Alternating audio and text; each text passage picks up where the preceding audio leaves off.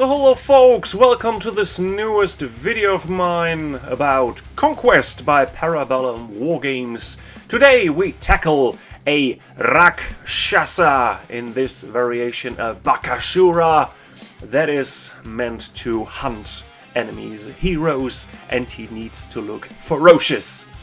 This is a long form one, so grab yourself something to drink or a snack, or you watch in the video description or underneath the video in the timeline which topic interests you the most.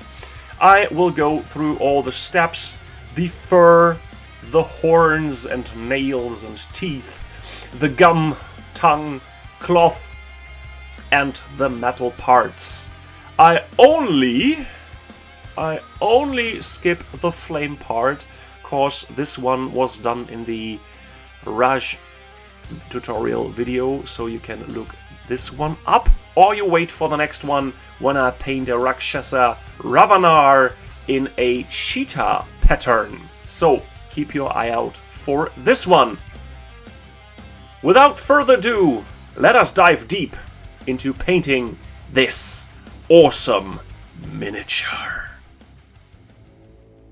We start with a black primed miniature, and I start with the airbrush. In this case, I didn't know how to achieve the fur color I want, and I walk through some paints to get a feeling on how to get the paint feeling the way I want. So I start with a brownish, reddish brownish tone. This is Burnt Umber by Vallejo Model Air, and I spray this one over the whole miniature, all the fur parts. And due to low coverage, the first steps look a bit greenish. Don't get confused by this. Then I mixed up Burnt Umber with Charred Brown in roughly equal parts to add up a more vibrant color. I thought this was the way to go. And to give you the feeling that mistakes can be done but are not world-ending or need necessarily color strip, I kept this part in the tutorial because this is more authentic than telling you it is always sunshine and roses here. So this is a step where I spray the base too, I guess, because this would be a rough base color, a simple brown tone, nothing special. You could achieve this step when you spray the fur. Then some bloody red, because I thought, okay, tigers are kind of reddish in my head, just before I looked up any reference on fur. And to go with a more orangey highlight later, I guess this was the step. Before orange, this is red. Okay, let us spray red. And I must say, it could be nice if you want to go for this more demon tiger or demon carnivore beast thing. But in my case, it was like, that's not the right color. So I mixed some bloody red and gold yellow for a more orangey tone and sprayed this one over the fur areas, and focusing a bit more on the raised surfaces. I show you this on the back side because they are the muscle patterns from the shoulders and the lower back, so you can see what I mean.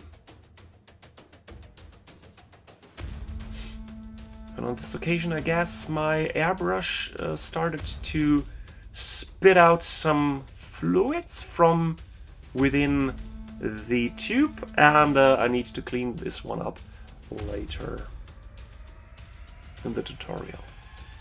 So going over all these steps here and there, and mixing a bit more of the gold yellow into the color.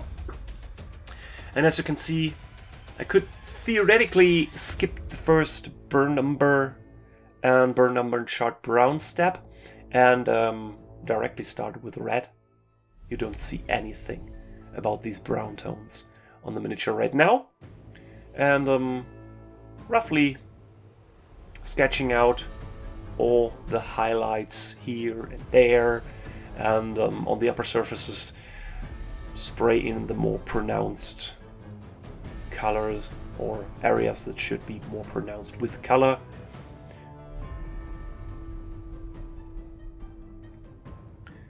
And going all over the miniature.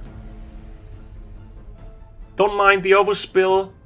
There are so many parts of the miniature that need to be painted later, so I guess it's fine. Next up, the same mix in the airbrush will be added with some aged white, so that I get roughly a mix of 1 part bloody red, 2 part gold yellow, and 1 part aged white. Roughly estimated. Don't nail me down on this. So, going on more over all these raised surfaces, like the knuckles on the feet, the hands, and some raised surfaces on the flanks, the face, the back part. And to be honest, you don't need to paint the back side of the miniature that detailed that I done here, if you don't want to attach the flame. If you don't want to attach the flame, get some green stuff or milliput, close these small gaps on the backside where the flame connects, and paint the miniature as I do here.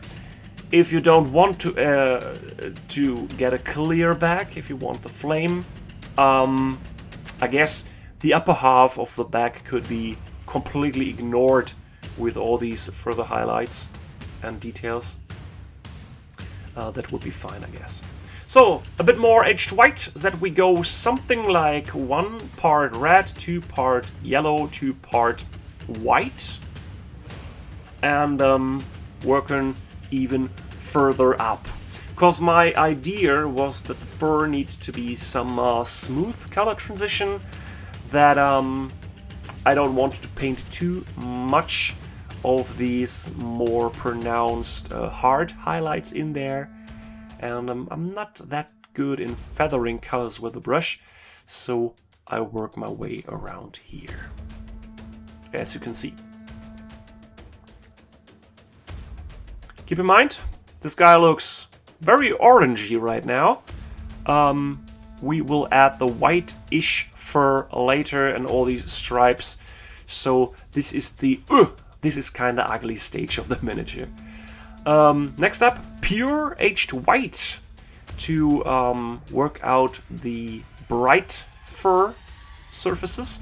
And for this I've took a reference picture of a tiger, and there are many white parts on the belly, on the neck, around the face, and on the inner sides of the legs, in this case with the Rakshasa on the legs and arms. So I try to spray in the aged white where the reference picture says I need to paint it in. So keep that in mind. If you paint something that got a reference in nature, I tend to get a reference and work my way around this one. Here, these are the inner parts of the legs, cause tiger got this pattern on them. Sounds strange, I know, but it is how it is. Some more white around the eyes, building partially up.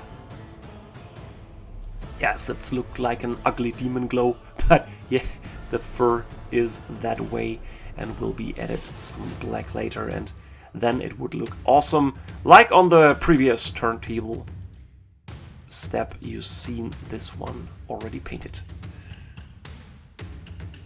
So some rough sketching here on the inner side of the arms and the claws. Not too fancy. These are parts that you don't see that much. Just to give the feeling, yeah, there is these more bright, vibrant color on the inner side, and the painter didn't spare this to save time.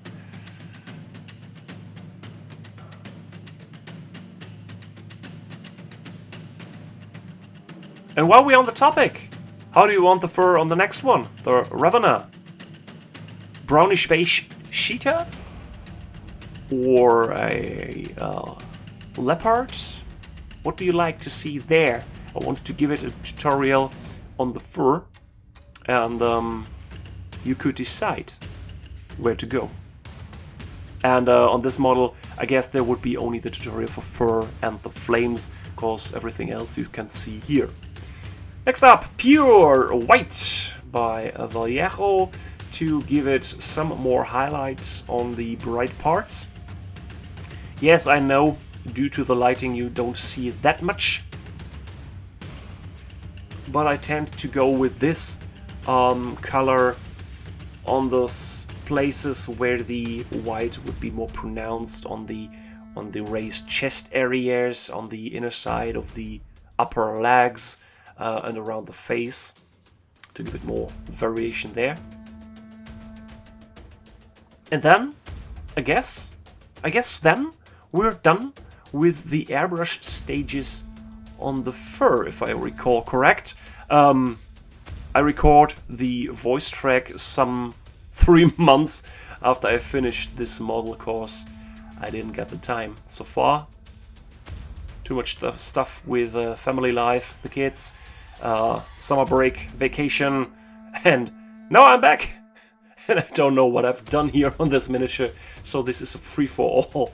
You don't know what I've done, cause you're seeing this the first time, and I didn't know or cannot recall what I've done there. So this is a fun thing to voice over. Just some rambling here and there. So,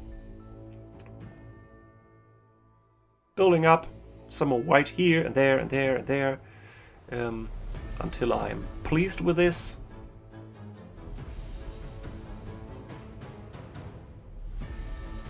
And then the next step would be to give the fur some definition that is looking more like fur and the tiger stripes. But before that... Oh no! I thought I've painted the skirt before. Okay, let us go to the fur. I took Deathclaw Brown by Citadel, a layer color, and applied with a damp brush with a stroke pattern that nearly resembles the fur. These small hairs that you can theoretically see on the fur sticking out. And going over the raised surfaces, cause the orangey tone I painted previously matches this Deathclaw Brown perfectly. This is a technique I did with all my fur or furry miniatures so far, to give it a more natural feeling. So the gradient of the highlight is done by the airbrush, and then I paint in some hairy patterns to give it more natural feeling. I'll show you the process on the right foot, so that I don't need to paint the whole miniature on the tutorial. The next one is an even lighter color. This is Tau Light Ochre, a more orangey tone, to focus more on the... Is it the knuckles on the feet? I don't know, on the hand or the claws. It would be the knuckles, and on the feet. My English doesn't apply for this. My English knowledge, cause natural German speaker. Sorry for that, but you can see what I've done here. Some more light tone for the fur pattern.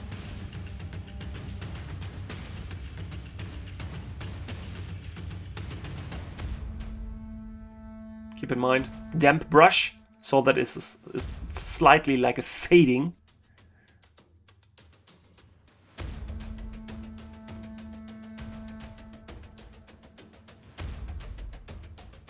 And done with this, there is another tone like Angor Flesh. This is more a desaturated color for the extreme highlights here and there, some strokes. Give the muscle area more visual distinction. Of course, on these rounded surfaces, the hair that are growing would stick out and give an uneven pattern on those surfaces. I've seen this with our cat, with our dog, and want to apply this one on the miniature here. Whereas there is no smooth surface, but a more extreme change in direction, there would be some hair sticking out, and those would be catching the light differently. Next up, palette witch flesh. So a off-white color for the inner parts, for the whitish parts, and yes, sorry, these damn blades are all over the place and sometimes distracting the view. Big miniatures are not that easy to paint on cam. Next up, pure white scar from Citadel for the final highlight, or a fur pattern highlight on the bright parts, and then we're done with this. Here is my reference pick for a tiger, and I'm looking at all these patterns that could be applied here and there, and keep in mind this pattern would be on the outside parts, the orange part, and on the inside part, the white part.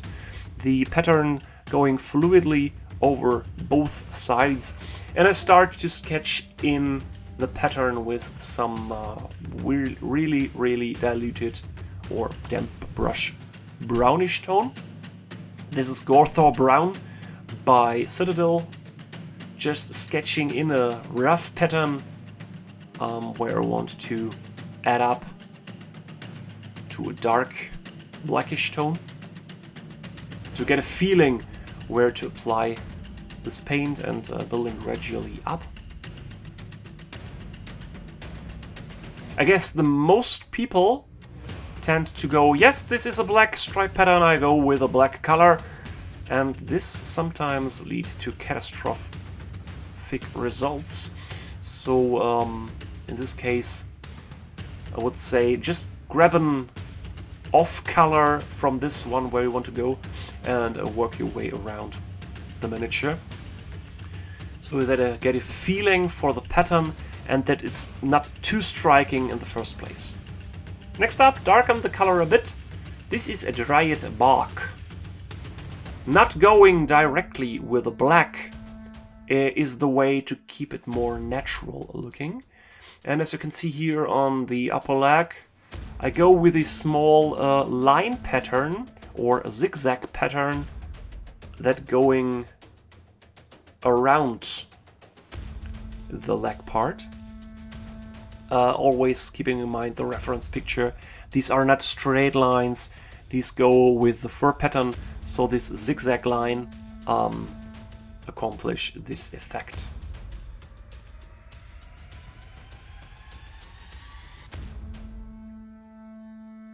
And of course, this is a centerpiece miniature. This is a miniature where some people tend to pay something like $120 when it's not in some special stores where they sell this one on I don't know, $90. Take your time with such big centerpiece eye-catching miniatures. Next up, this is Corvus Black, a more anthracite, slightly nearly blackish color.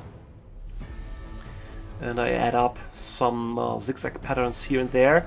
And you see here, I leave some of the brownish areas showing through for the more natural feeling, but also adding some lines here and there that are pure Corvus Black that didn't get sketched before with the brown tones. And this is it, I guess. You could go with a more light gray, like ashing gray or something like this, on some of the raised areas, but I guess this is okay.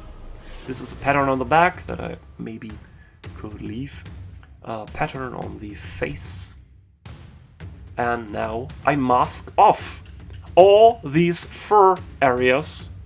Took my time for masking, cause the next step is another airbrush step for the cloth, and I don't want to overspray to the fur. I start with Vallejo Game Air Angel Green, cause this guy needs to get a green cloth, I guess, cause the orangey tone of the fur is something around like red as a base color, and to give it some slight semblance for a complementary color contrast, red to green, I go with a green tone to achieve this one for a more striking color scheme. I tend to go with my whole Sorcerer Kings army. Next up, this is an equal mix between Angel Green and Scorpion Green. I tend to pick out some of the folded cloth highlights here and there that I don't need to highlight that much later.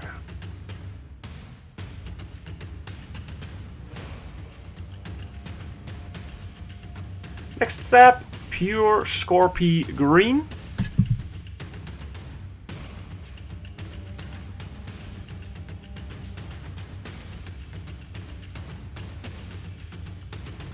Catching all these small folds here and there. Not get worried when you miss one or two of the smaller folds. We will catch the areas with some paint with a brush work later. And as always with the airbrush, building up the color gradually and not applying too much paint on one area at a time. And we're done with roughly 1/3 of the video. Maybe you want to pause, go to the toilet or something like this. Now the fun parts begin. This is the time for all the metal areas, because this would be stippled with a sponge later. So due to this technique, I want to go with these areas before I go for the cloth and the fine detail work there. Just hit up all the metal areas with a true metal color, a dark silvery tone. This is Iron Warrior by Citadel. I guess this is the darkest true metallic metal tone they got. There are companies that produce darker colors, but this one is fine for me, that it looks roughly or kinda natural.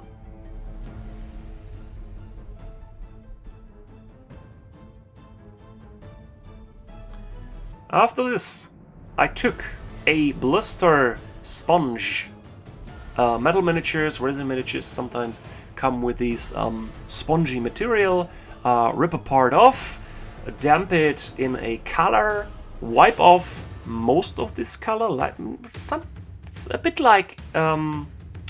like dry brushing, and then stipple the color with the sponge on, so that get an uneven pattern on the surface. With this color, this is Lead Belcher, a slightly brighter true metallic metal tone, followed up by Runefang Steel.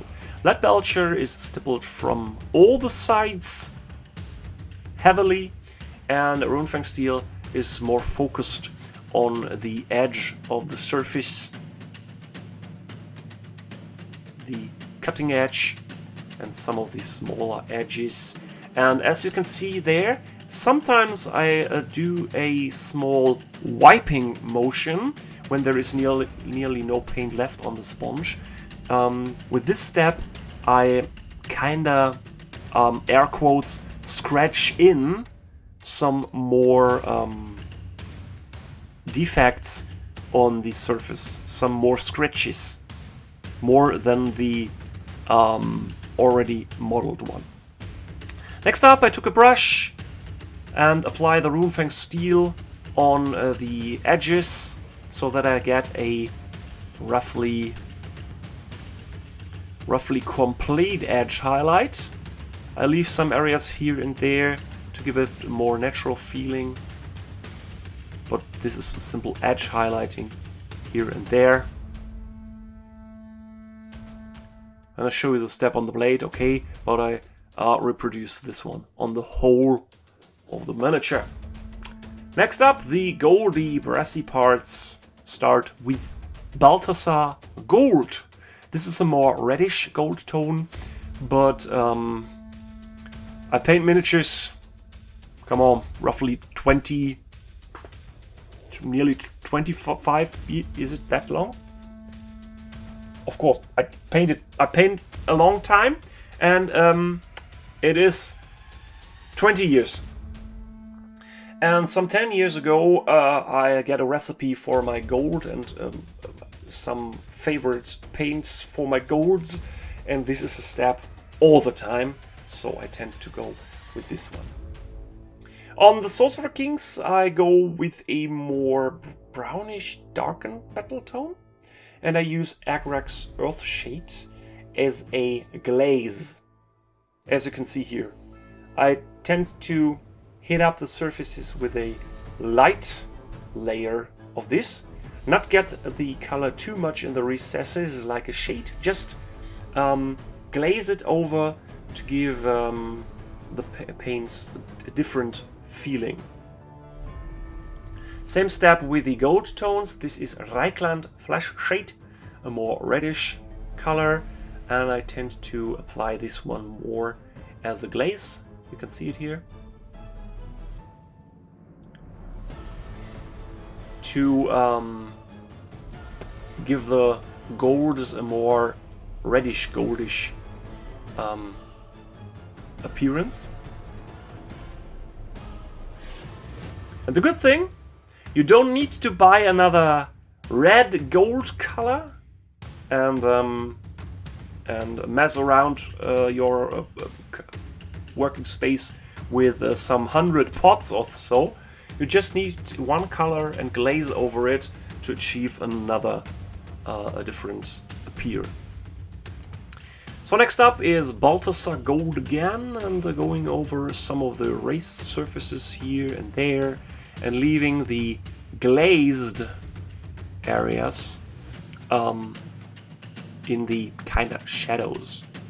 Yes, on this leg armor there are many raised areas, but around the hilt of the blades or the other armor parts there are many pieces that could stay in the darker reddish tone. Next up is Runelord Brass, going over all the areas again, more focused on the raised surfaces. In this case, on this armor panel, this is more to the center of the piece, where it's more highlighted due to the round structure of the metal plate. And then I took some Runefang steel and sketch in some rough edge highlights here and there. This is a technique to roughen up the surfaces even more, so this looks like used metal. This could be light scratches or maybe areas that are heavily damaged that reflect the color differently than the base tone of the area. Doing the whole thing on the whole miniature like this, and going on to the green parts. I painted in these tassels with mood green as a base color and go on to the cloth around the waist and apply mood green as a light highlight around all these folds and raised surfaces here and there. Mood green is roughly the color tone like Scorpio green, so this is awesome. there is not much difference, and I can apply more interesting areas on the erased surfaces. And as you've had, maybe you noticed, there are some small brush strokes here and there to paint in areas that look like the fabric had been worn off there. So small defects. If you know my videos, you know the deal. These small fabric defects or damages that give more visual interest on these large cloth areas with minimum work. Yes, you could paint in some nice patterns like floral patterns or stuff like this, but I guess this is more for the talented artsy painter guys, and that kind of painter I am. I want to paint my miniatures for the table. Yes, I paint them in a good way, but not too fancy or too overdone. Next up, I mix some mood green with Nurgling green. Maybe you've seen this step on the Raj tutorial. This is a way to get a more desaturated color or desaturated green tone for the raised surfaces, and in this case the focus didn't work that well. I hope you could excuse this, but I've mentioned this one and refocused. So, as before with the mood green, some highlights here and there, some small lines and dots for the defects, the cloth or fabric defects, and I guess now you can see them better. Just give some more visual fidelity.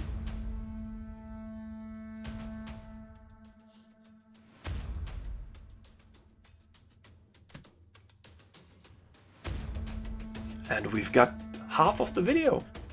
Congratulations that you took your time and went with me that far. Next up is pure Nurgling green for more highlight steps here and there. Take a sip of water if you like. And work in some more of these defects. Yes, this is a thing I paint all the time, nearly on all miniatures. I like to break up my surfaces like this.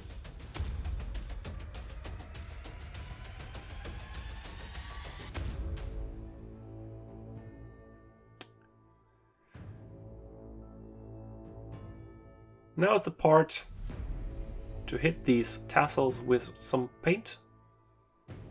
Just the raised surfaces or the raised areas. No magic there. Next up, mixing Nurgling green with Pallid Witch Flesh to give an even more desaturated color. And as I've said before, take your time with this big models that are centerpieces of the army. Yes, lazy me forgot the focus again, but you know the deal. Hit up the tassels, refocus. Oh, I paint another one of those that you can see it focused. Smart me! It's so funny to voice over a video that I've nearly forgot and recorded 3 months ago. Hit up all these tiny fold areas with thumb defects where the light reflects differently and feel fine with this step. Next up, the gum and the tongue area. I start with Barak na Burgundy a reddish violet tone. Cause now the fun part begins. Which color to paint this one? A real tiger get a more flashy light tone there, or more like a pinkish tone? But I want to add up some more paints that keep this Rakshasa? Sorry, I totally forgot the name. I want to say Rakasura. This Rakshasa more into my army paint scheme. And there are some models that got a violet pinkish cloth tone. So I went with this violet pinkish tone for his tongue. Yeah, color schemes of my army are thought through to the end.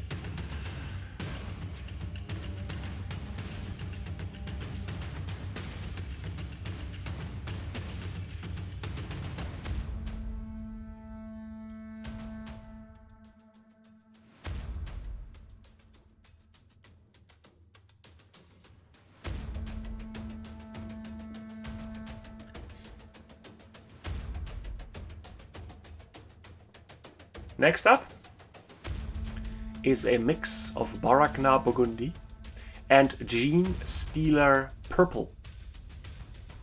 Why mix this color? In my collection there is no color that resembles a lighter tone.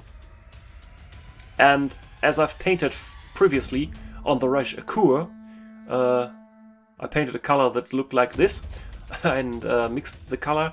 I tend to go with the same recipe here on this miniature. Painting the gum and the tongue.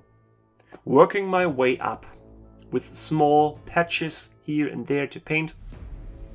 Leaving some of the Baragna Burgundy showing here and there. And mostly in the inner mouth parts. Where tend to need to be a bit darker.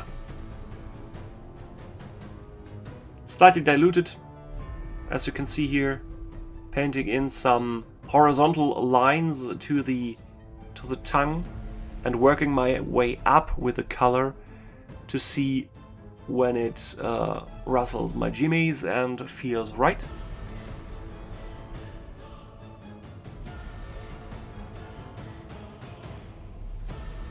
Leaving the area a moment to dry, paint in some paint more, and building up. Building up, building up.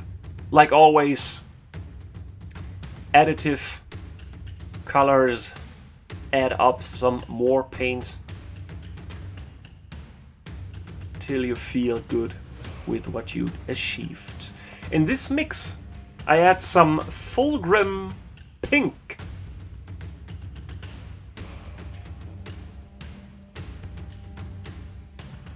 And with this color, I do the same thing again. Add in some small dots, lines, patches here and there, starting on the raised surfaces of the tongue and the gum.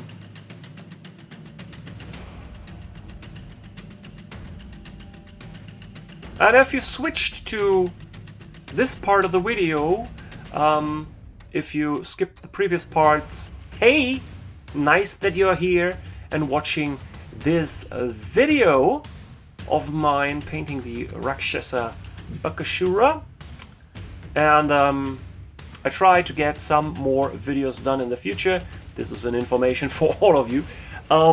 There will be the Rakshasa Ravenar in a cheetah or a leopard pattern. There would be a Mahout that is sent by Parabellum directly. This is a real sponsoring. And there will be a Jin Wind tutorial. I got the Gaul already recorded, just need to overdub them. There will be a Vadrun and a Norts tutorial in the future. Just seeing or trying to bring them fast. But I got family, I got kids, a house, and some animals that need time as well. So everything would come up to this YouTube channel, but I cannot promise when it come up or when it would come up. Working my way up with this paint on the video to match the color that I've painted on the Rakshasa cloth to bind this miniature more into my army's color scheme. Next up, I mix in some palette witch flash to brighten the mixed color even more.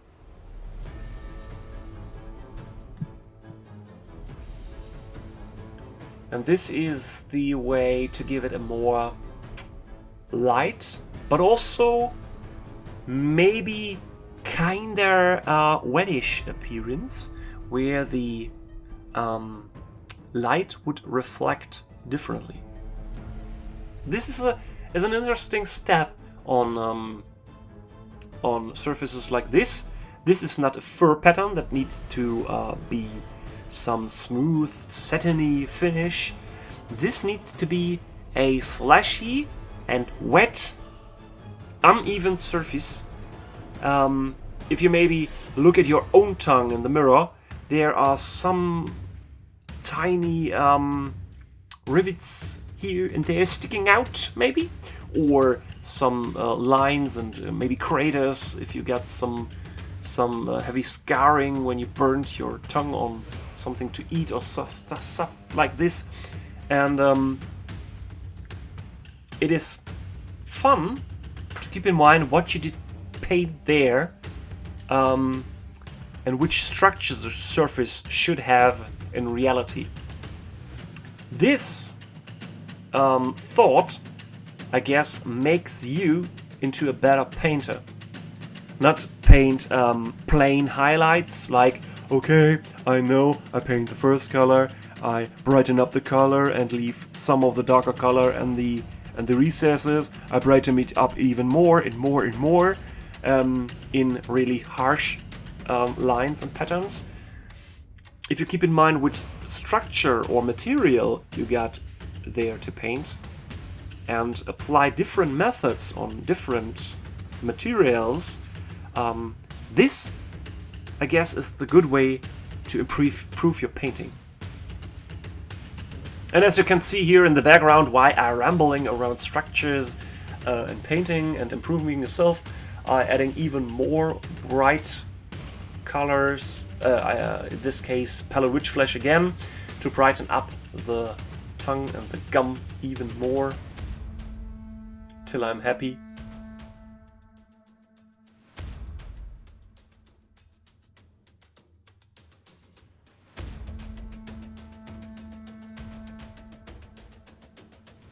And if I recall correctly, we finished 2/3 of the video. Congratulations! You kept your interest to this video, and if you like the video real much and want to support me here on YouTube, there is an easy thing. There is a subscription button, there is a bell icon, and there is a thumbs up you can give. And if you feel really generous, you can also leave a comment underneath the video and telling me what you like the most at this video tutorial, or what I could improve in the future. I improved the highlight with pure palette witch flash. This is the real wet reflection part on the tongue. And then we are finished with this one. Finally! Come on, this is so much work!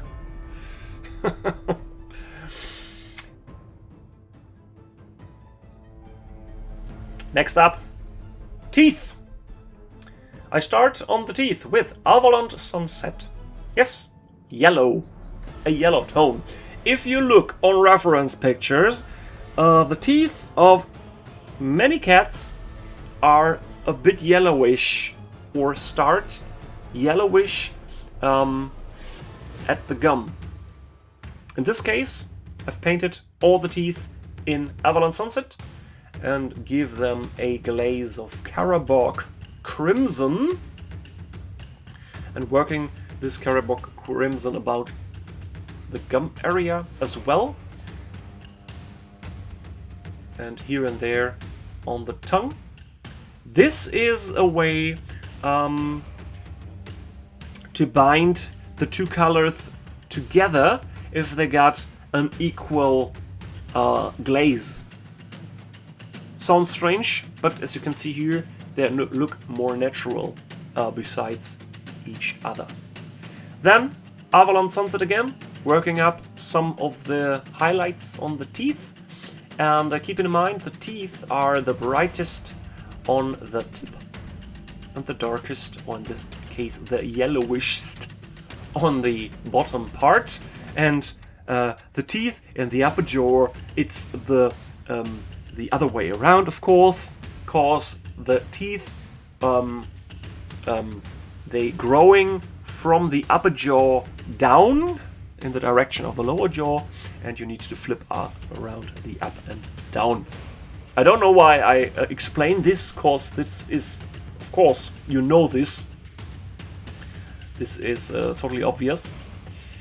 And for this, if you are really generous to me, you post a comment underneath the video, and the comment is "Hello, Captain Obvious!"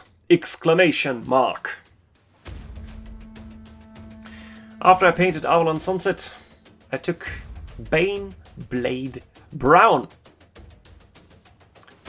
Sounds counterintuitive, but this is a good color to work a transition to a more bright, bony color there. And of course, you could have base coated the claws on feet and on hands with Steely Gingerbread before, and tackle the teeth and the claws now on the same step. But I want to show you the teeth in a separate part and the claws in a separate part, so that you can switch to which point you want to go in the timeline. You know? Next up, Ushapti Bone. This is a bony, bright tone with a tint of yellow. Working well with the previously applied Avalon Sunset as a base color. And I painted in on the tips of the small teeth and on more bigger patches on these teeth in the front. Are those the saber teeth? I'm not sure how they are called in English. In German it is the Fangzähne. So directly translated is like the catching teeth, where you bite into your prey and didn't release it due to the clamping down with these dagger teeth on the prey. Maybe you write it down in the comments as well. Hey, Captain Obvious, your catching teeth are called like da-da-da. Okay. So, working my way around, one brush stroke at a time, till I'm happy, adding a brighter color, Screaming Skull, also a slightly yellowish tint.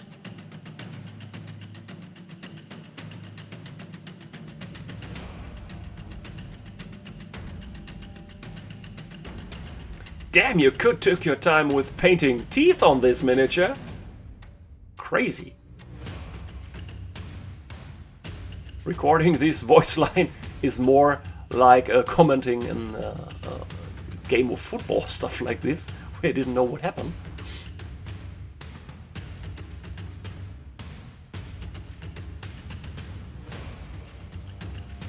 And as you can see here, all the time, yes, you can turn around miniatures to paint them better, to catch or hit the surfaces you like better. You don't need to make awkward moves with your brush hand.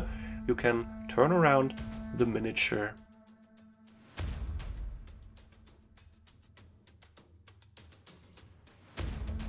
And make your life as a miniature painter or paintress more easy.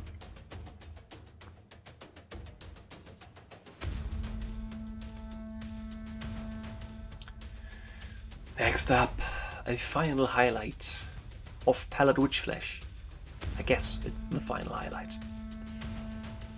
Just the tips of the teeth, and on these daggery teeth in the front there are some small lines working their way across the teeth or teeth's edge to give it more of a three-dimensional look. Or exaggerate the three-dimensional look. And there you got the sharp contrast between the bright teeth and the dark burgundy, this dark violet, nearly blackish more behind the teeth. They are so striking. Damn. Next up, I paint some eyes. Starting with Mornfang Brown. You can look up reference pictures of tigers or cats' eyes if you like. Or paint something totally random, fantastic in there. Working up my way with Scrag Brown, more in the center area, and as the pupil, the slit, is from the top to the bottom in one straight line, I tend to focus this highlight step around this later to be applied slit. Towlight Ochre, you can see it here, the motion, from up to down in the middle part, like it is a cylinder going straight down. Ungore Flesh, another highlight. Did it need so much paint in the eyes? I guess there's so much paint on the teeth and on the tongue. The eyes need that. So, Corvus Black, a line that's going from the upper part of the eye down to the lower part, starting with a thin line, broaden it a bit till I'm happy. Painting Corvus Black around the eye a bit more. And on the nose, of course I forgot this part previously.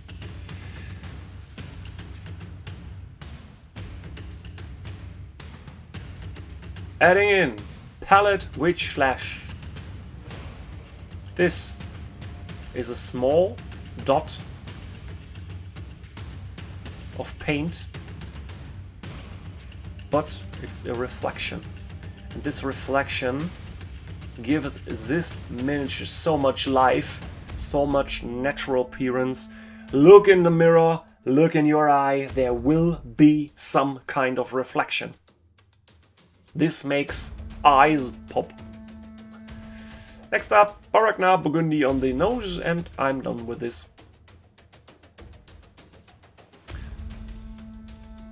Leather parts. Dryad Bark as a first layer color for the leather parts. And you've seen me painting leather before. There is nothing special there, no magic. Just some small steps to complete each time. Applying a base color, applying a brighter color tone for a highlight. This is Cadashan Flash tone. And applying the highlight like I've done here. A more blocky, great, big highlight.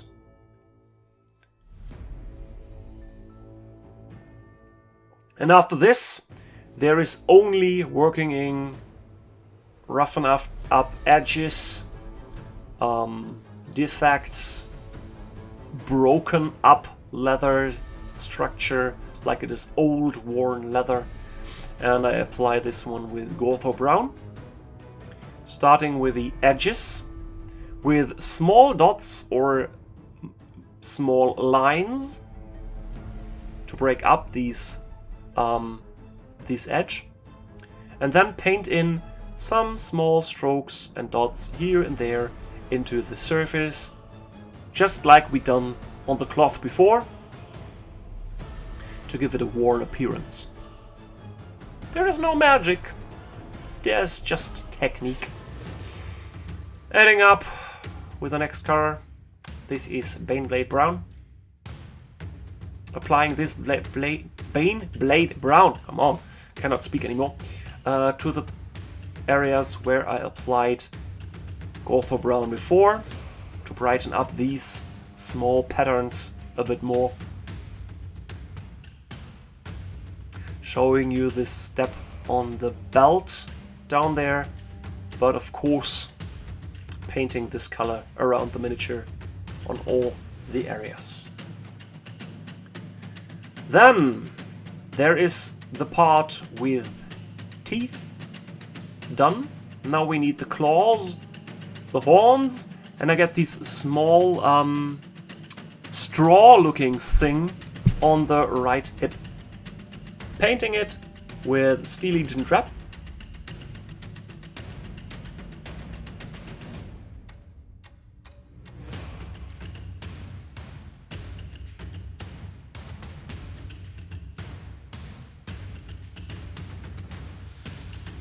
Adding up Baneblade Brown.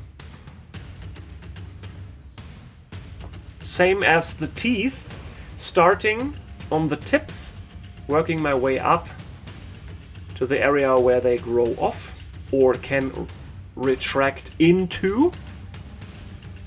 Cats or feline can retract their claws. Fun little thing that evolution done there. They can, of course, move silently on their paws of satin, or if you like to provoke you, the house cat I'm talking about, he sticks out the claws and walking around the floor like clank, clank, clank, clank, clank, clank. And the next step is clank, clank, clank, clank, meow, meow, and scratching on something like the sofa or something else. That's fabric. Just provoking you. Give me food! Give me food! Damn little bastards. Okay, working my way around. The step before was a Shepty bone and then a Screaming Skull again. Same like on the teeth, but on a different timeline chapter in the video. Applying Pallid Witch Flesh as a final highlight. Doing the same thing on the claws, on the hands, of course. And then I grab Abaddon Black. Why did I grab this? Oh yes, the horns! The horns would have blackish tips. So I took Abaddon Black and heavily diluted, or with a heavily damp brush, use it as a, kind of glaze. Feels like a kind of glaze. To glaze in the black, darken the previously highlighted areas, and working to a blackish tip there.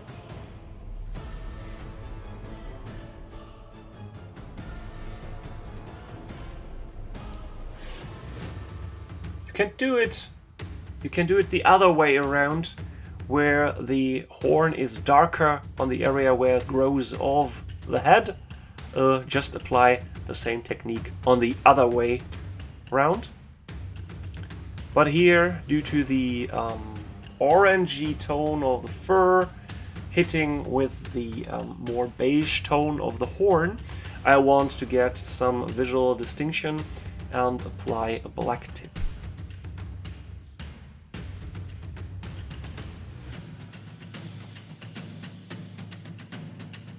And of course, I took my time with this, because the head is the thing where the visual focus should be when you're looking at the miniature later.